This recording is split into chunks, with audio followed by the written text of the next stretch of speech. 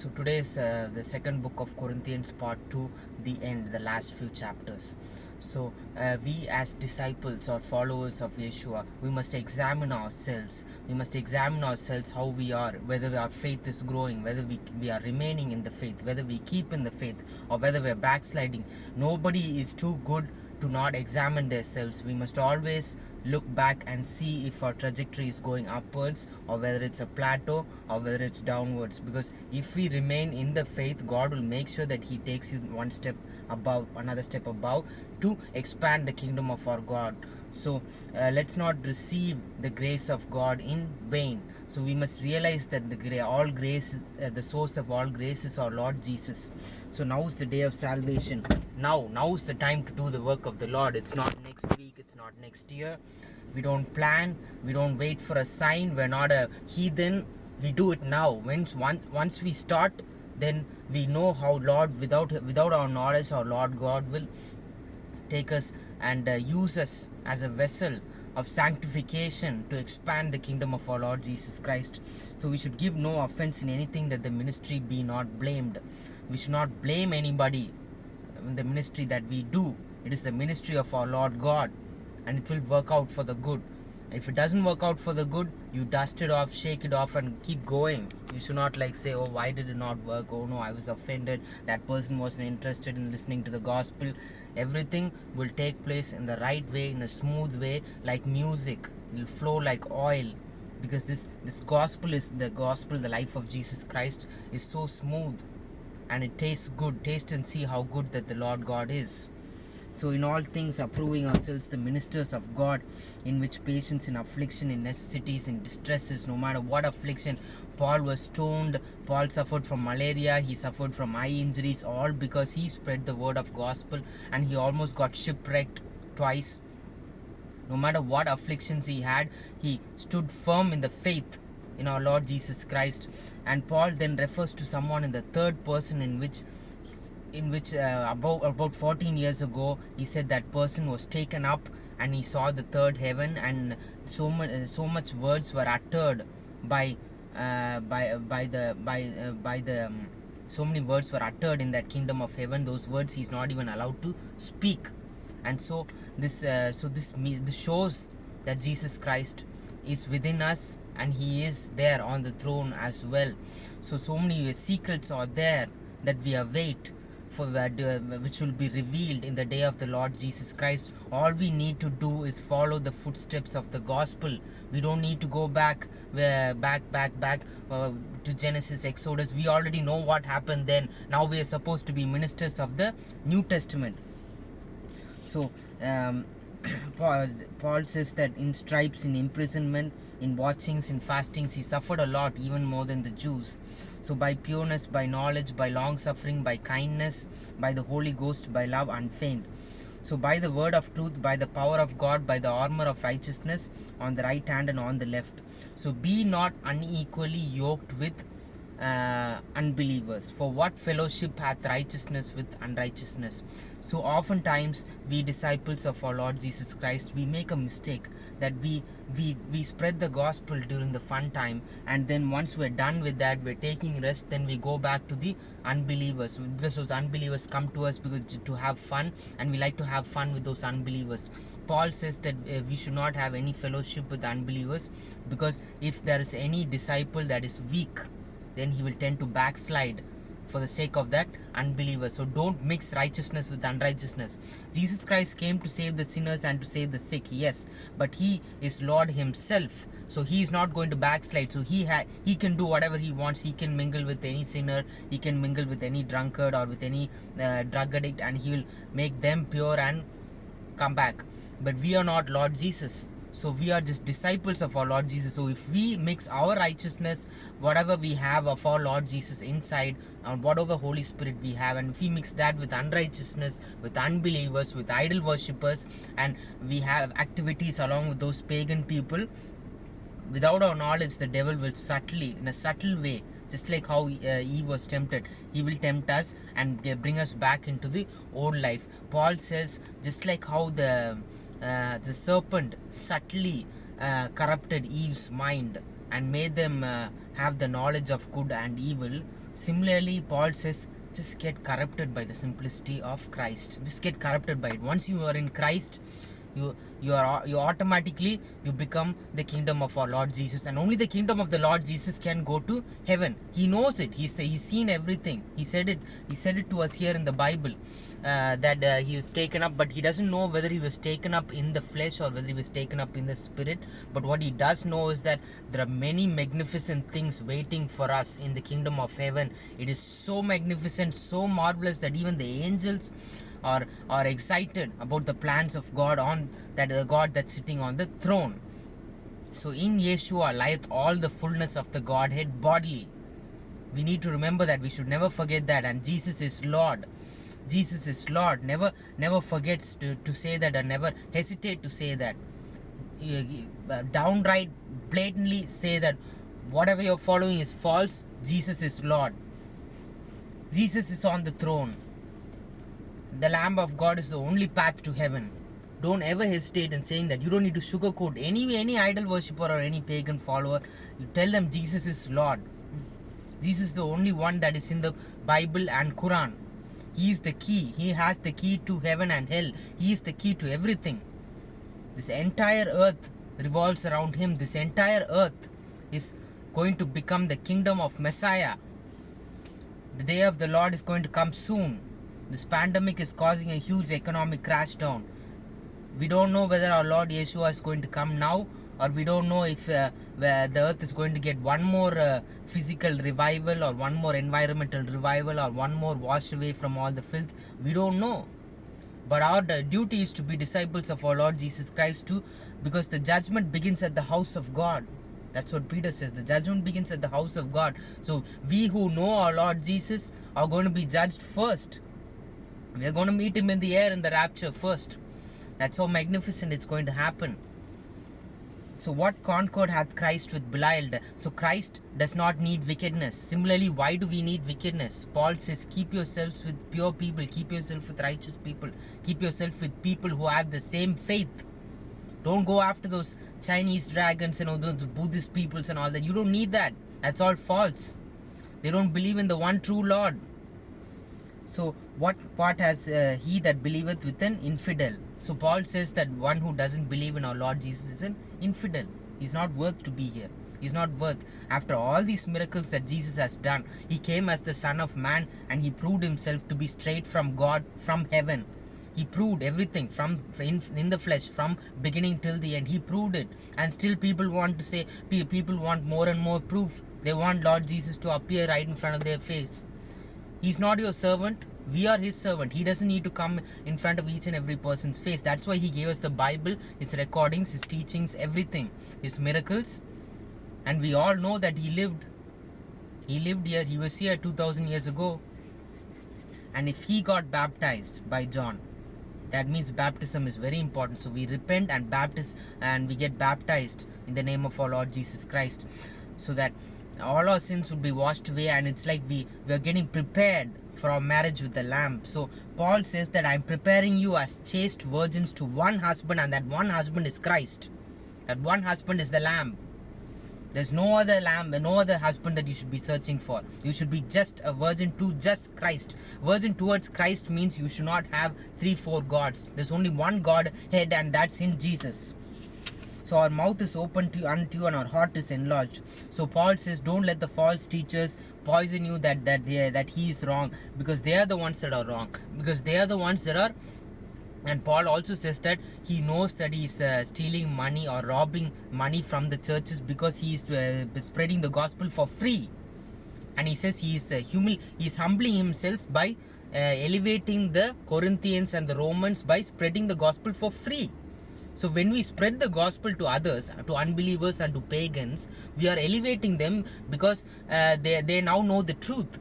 So we are humbling ourselves to the unbelievers and to the idol worshippers, and we are elevating them by teaching them the gospel. We should teach them the gospel. Then whether they get touched or not, that's on them. They should open up their ears, they should open their eyes. But it is our duty to tell them what's in the Bible.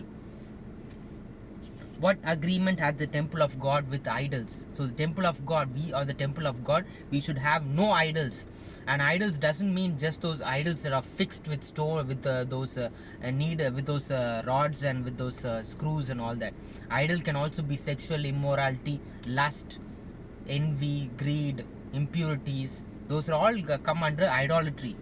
Even if you're addicted to one particular sport or one particular TV serial, they all indirectly they are all part of the kingdom of Satan. So when we have the Holy Ghost, the kingdom of heaven inside us, we become the kingdom of Jesus, top to bottom. So and God himself says, I will dwell in them and walk in them, and I will be their God and they shall be their people. So that life that is within us, that light, that's all from God. Have you ever wondered how did the first human beings come on this earth? How magnificent God must be, that he has this huge ball called earth, this huge land mass that revolves around a particular axis, that has a particular gravity so that we won't fall into space, that has a particular oxygen level, a particular pressure, everything that sustains our life. There's no creation without creator, and that's all one Lord. So we baptize into one Spirit, into one Lord, and that's one Lord Jesus. So for you know the grace of our Lord Jesus Christ, though he is rich, he became poor for our sake, so that we will become rich through him. So Jesus loves us so much that he wants us to have a life even after our death. He's not someone that wants us to be like, okay, you had your time on earth for 50 years or 70 years, that's it, you're done, bam. But it's that soul that's inside that he wants us to save. He wants to save us. That's why he's waiting for us. He wants us to receive him into our soul. Only then our soul gets saved. So God is more concerned, next we talk about giving. God is more concerned with the quality of giving than the quantity. Remember how when the widow gave those 2 coins as offering, he's more concerned about the quality than the quantity. So as it is written, he that had gathered much had nothing over, and he that had gathered little had no lack. He that had gathered little had no lack. So but this I say, he which soweth sparingly shall reap also sparingly, and he which soweth bountifully shall also reap bountifully. So every man according as he purposeth in his heart, so let him give, not grudgingly or of necessity, for God loveth the cheerful giver. So tithing is like about necessity. Since people are saying it's 10%, it becomes a necessity. So we are now in the New Testament, we give cheerfully. So we give to the Lord by giving to the poor, by giving to the charity, to the blind and to the handicapped. So he hath dispersed abroad, he hath given to the poor, his righteousness remaineth forever. Now he that ministers seed to the sower, that's God. He both ministers bread for your food and multiplies your seed sown and increase the fruits of your righteousness. So that God which ministers seed to the sower, the disciples, is giving seed to the sowers. So he says he also will give the food, he also will give the water, and he will also give you the fruits for your righteousness. So this shows that the churches are all completely wrong nowadays. So they say give to us so that we can take our ministry abroad. But Paul says God has ministered the seed to the sower. He will also minister the food and the water and all the accommodations, purposes, everything. God will minister. So this is why the people are false nowadays, because they want money to spread the gospel. That is when all the complications happen. But Paul worked so that he did not have to be a burden on the Gentile nations. Thanks be to God for his unspeakable gift. So I, Paul, beseech you by meekness and gentleness of Christ, who in presence am base among you, but being absent am bold towards you. So Paul says, in this letter, I seem like I am very bold. You might think that I am a very strong guy and all that, but when you see me up close, I'll have the meekness of Christ, the gentleness and meekness of Christ. Don't get me wrong, Paul is bold, he is strong, he goes to all the Gentile nations. No matter what persecution, affliction comes, he never turns away from Christ. But still he will have the gentleness and meekness of Christ when you meet up close to him. That's what Paul says. So Paul says, before I visit you next time, I hope that all those who have lasciviousness and all the manifestations of the flesh like adultery, drunkenness, fornication, I hope that they all repent and they change. So Paul visits churches like once a year, and he says that he hopes that the sinners will all repent. So he that glorieth, let him glory in the Lord. So if any man trust to himself that he is Christ's, so if one of the disciples say he is Christ's, then let him of himself think that as he is Christ, even so are we Christ. So we all belong to Christ. No matter what, we all are a product of the Lord, because without the maker we were not born. So we should agree, or we should sign the bond by believing in the Lord. That's the respect that we can give of the maker. So for I am jealous over you with godly jealousy, for I have espoused you to one husband. So there's only one husband, and that's Christ. So have I committed an offense in abasing myself? So Paul says that have I committed an offense because I spread the gospel freely? Other people are all jealous because Paul is spreading the gospel freely. But those who spread the gospel freely, they are the ones that truly love Christ, because they know that God is the one that gives the increase and the fruits of the righteousness. If God wants you to go further and further and further, if he has a particular plan for you, he will make sure it happens. You don't need to go around begging for money and all that for the ministry of Christ. Don't adulterate the pure gospel of Christ by involving money into it. He says give that money to Caesar. Who's there on the picture? It's Mahatma Gandhi. Give it back to Mahatma Gandhi, whoever is ruling the nation. So false apostles or deceitful workers, they imitate holy angels because they put on a cloak of light. Just like how holy angels, whenever they are seen in the Bible, or whenever they are seen by a particular person or encountered by a particular person, there will be light around it. So Luke chapter 2 verse 9 says, and lo, the angel of the Lord came upon them, and the glory of the Lord shone around about them, and they were sore afraid. So similarly, Satan also deceives by cloaking his dark evil with light.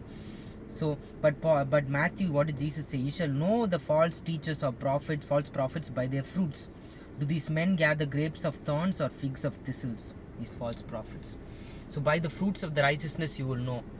If someone is bothered about the souls of other people and bothered about spreading the gospel, then he's a real apostle or a true disciple. If someone says, I just want to construct a church for 70,000 members, I just want to construct the biggest church in Chennai, biggest church in USA, or biggest church, I want to construct a branch for my son and all that, when it becomes about a business, then we know that he's a false teacher.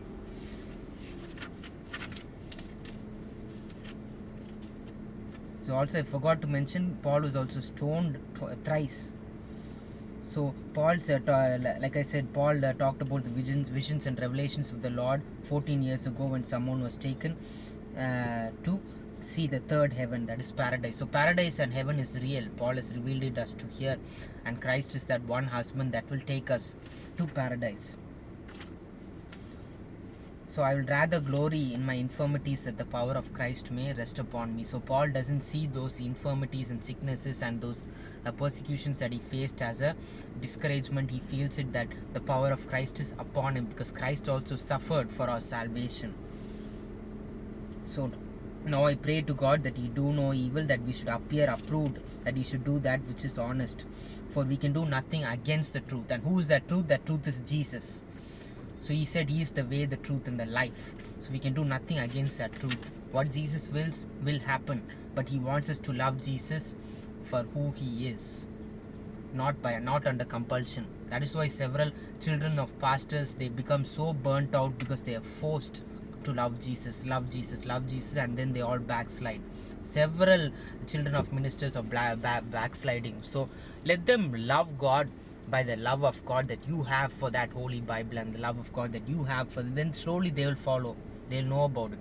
Because I always read the Bible. My son, before we sleep, he always asks, I want to read the Bible like Daddy. And so we read him a chapter and then we go to sleep. So they understand that there's something in there. That's why my dad keeps reading the Bible. That's what Ray's thinking, that, oh, my dad keeps reading the Bible. There's something has to be important about it. Otherwise he won't be doing that. That's why. by setting ourselves as an example to be a perfect disciple of Christ, our children will follow. We should not construct a church and say that, oh, I am going to construct a church right nearby for my son and expand the business. That's not how it works. We are doing the ministry of God. You should never name a ministry after your own name, because it's the ministry of our Lord Jesus Christ.